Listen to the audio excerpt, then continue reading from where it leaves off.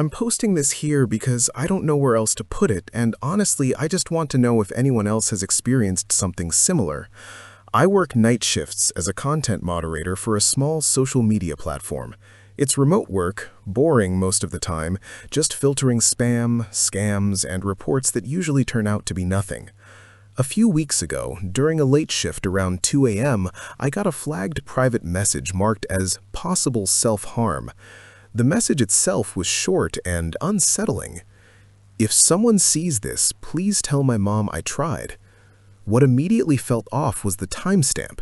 The message had been sent 4 months earlier, but the system flagged it as unread only that night. I clicked the account. It was a burner profile, random letters for a username, no photo, no bio. The account had only one piece of activity, a 7-second video uploaded the same night as the message. The video was almost completely dark, like it was filmed in a room with no lights on. You could hear breathing, slow and shaky, and then a whisper that said, "Do you see me now?" before the clip ended. I checked the metadata and saw it was uploaded from a residential IP address.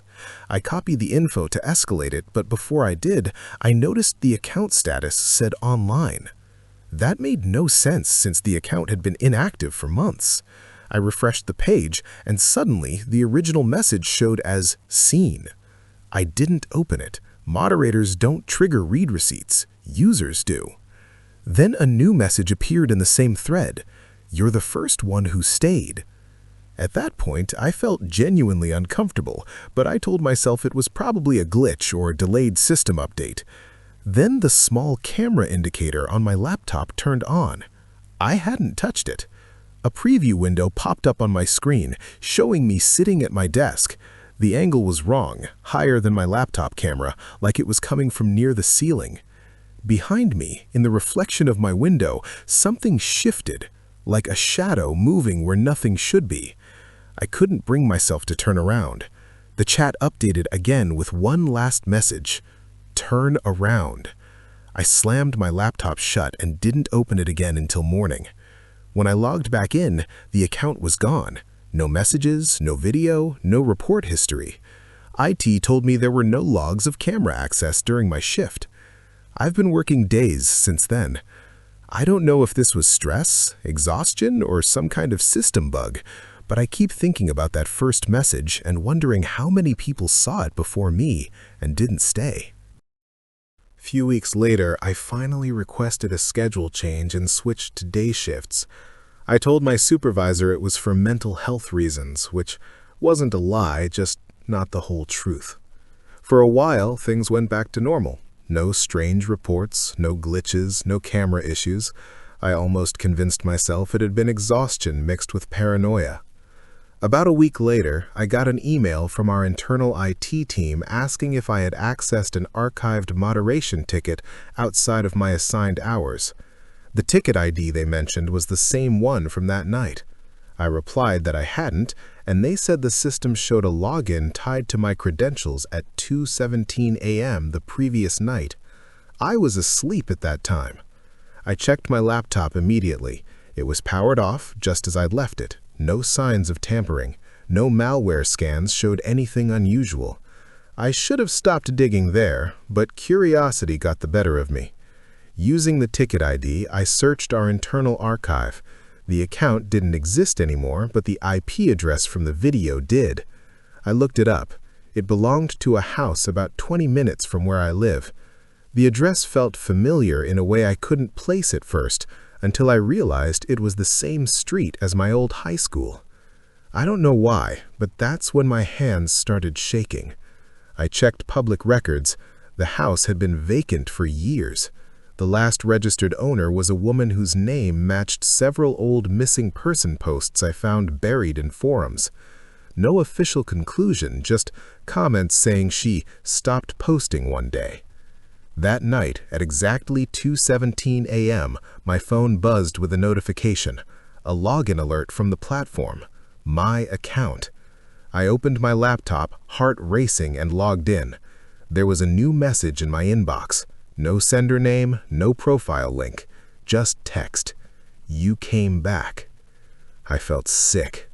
Then another message appeared, this one longer. It thanked me for staying that first night, said most people closed the tab, said the room was dark because no one turned the light on anymore. The last line read, "I can see you clearer now." I immediately shut everything down and contacted IT again. This time they took it seriously. They disabled my account and wiped my access entirely. The messages disappeared before they could review them. A few days later, I drove past the address. I didn't stop, didn't get out, just slowed down. The house was still there, lights off, windows black. But in the second-floor window, I swear I saw a phone screen glow for a second, like someone had just unlocked it. I don't moderate anymore. Since then, I refuse to work at nights.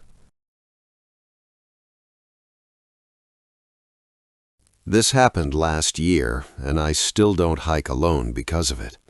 I'm not new to hiking either. I've done solo trails for years, mostly short-day hikes, nothing extreme.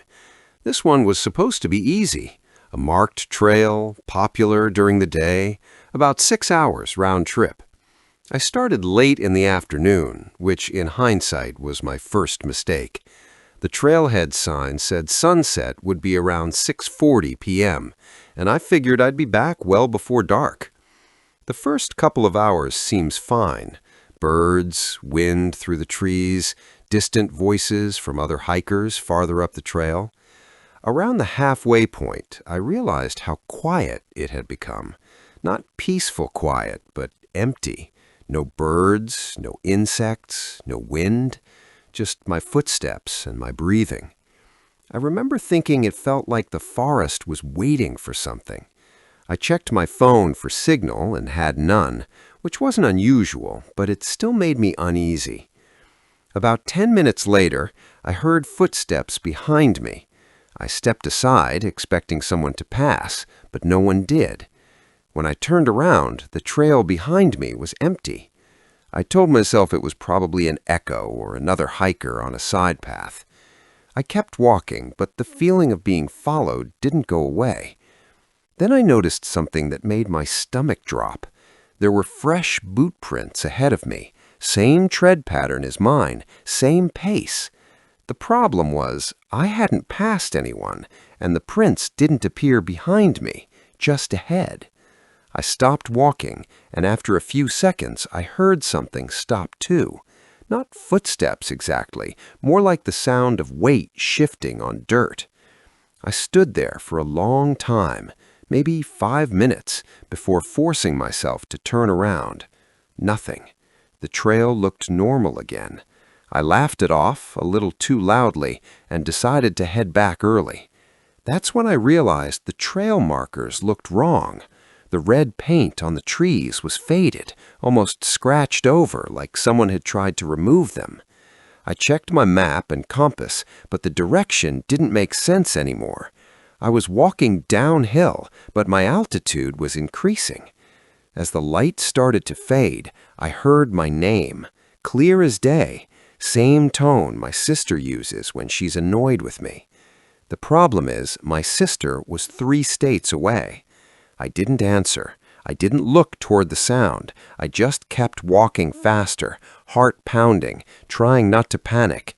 Behind me, the footsteps started again, closer this time, matching my pace perfectly. I don't know how long I walked after that. Time stopped making sense once the light started to disappear. The forest wasn't dark yet, but everything had turned gray, like the color had been drained out. The footsteps behind me never sped up, never slowed down. Every time I adjusted my pace, they matched it exactly, like a reflection instead of a person. I finally broke and turned around, yelling for whoever it was to stop following me. The trail behind me was empty again, but the boot prints were still there, ending right where I stood, as if whatever had been walking had simply vanished. That's when I noticed something worse. The trail ahead didn't look like a trail anymore. The ground was too smooth, too untouched, like it hadn't been walked on in years. The trees leaned inward, their branches twisted together overhead, blocking out what little light remained. My compass began to spin uselessly, the needle twitching as if it couldn't decide where north was. I tried using my GPS, but my phone screen froze, then displayed the wrong time, 3:20 a.m., even though it was barely past sunset. I remember laughing hysterically at that, because my brain was looking for anything to ground itself. That's when I heard my sister's voice again, closer now, coming from off the trail. She sounded scared this time, like she was crying. I knew it wasn't her. I knew it in the logical part of my mind, but my body still reacted, taking a step toward the sound before I stopped myself. When I did, the voice changed. It wasn't trying to sound like her anymore. It just said my name, slowly, like it was tasting it. Without a second thought, I ran, and my heart pounded so fast it felt like my body reacted even before my mind could think. I didn't care about the trail, the markers, or the map anymore. I pushed through brush, tripped over roots, tore my hands on thorns. The footsteps followed, louder now, no longer pretending to be subtle. I could hear breathing behind me, right at my ear, but I couldn't feel anyone there. Suddenly, the trees opened up, and I stumbled onto the trailhead parking lot. My car was there, exactly where I'd left it, lights reflecting off the windshield. The forest behind me went quiet all at once. No footsteps, no voice, just silence. I didn't look back. I drove straight home and didn't stop shaking until sunrise. The next day, I checked hiking forums about the trail. Several posts mentioned people getting turned around, hearing familiar voices, or seeing their own footprints ahead of them. All of the posts ended the same way. They stopped updating.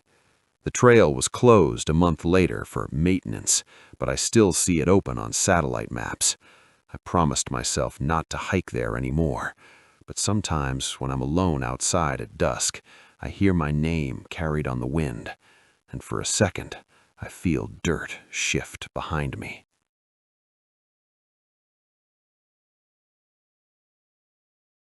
I'm not a superstitious person, and I've driven long stretches of highway at night more times than I can count. That's why what happened last winter still messes with me. I was driving home from a late shift, around midnight, taking a rural highway that cuts through farmland and forest. It's the kind of road with no streetlights, no houses, and long straightaways where your headlights feel like they're pushing into nothing. I remember being tired but alert, music low, windows up. About 20 minutes in, I noticed a car behind me. No big deal at first, but after a while, it stayed there. Same distance, same speed. I sped up slightly. It matched me. I slowed down. It slowed too. I couldn't see the driver, just two dull headlights that seemed dimmer than normal, almost yellowed. When I changed lanes to let it pass, it didn't. It stayed directly behind me, centered, like it was locked onto my car. I told myself maybe the driver was just cautious or tired like me. Then my radio crackled. The music cut out and was replaced by static. Through the noise, I heard a voice. At first, it sounded like a normal broadcast, distorted and distant, but then it became clear enough to understand. It was saying my license plate number, slowly, repeating it over and over. My heart dropped. I reached to turn the radio off, but the voice continued even after the screen went dark. I checked my mirrors again. The car behind me was closer now, headlights so near I could no longer see the road between us. That's when I noticed something wrong. The car didn't reflect properly in my mirrors. Its shape looked stretched, like it was longer than it should be, and the headlights didn't cast shadows the way headlights normally do. I considered pulling over, but the thought of stopping on that empty highway felt worse than keeping going. I grabbed my phone and tried to call someone, anyone, but there was no signal. The voice from the radio stopped suddenly, replaced by silence so complete my ears rang.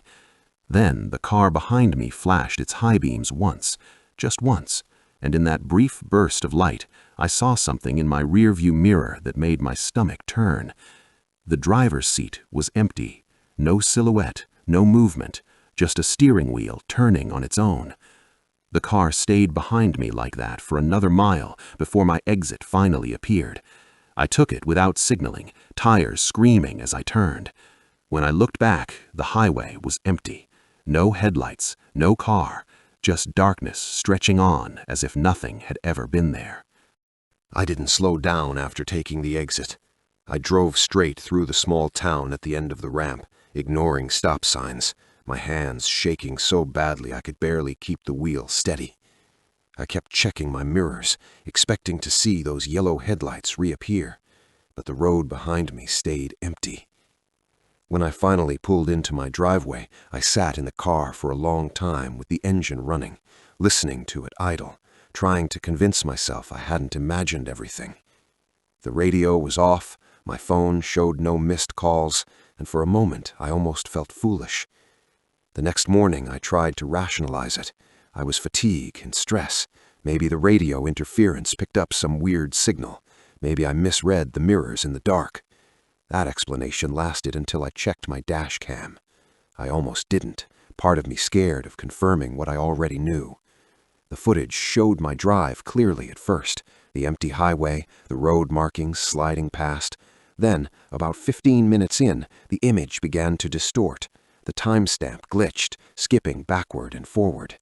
The car behind me never appeared on camera, not once, even though I remember seeing it in my mirrors for miles. What did show up was the audio.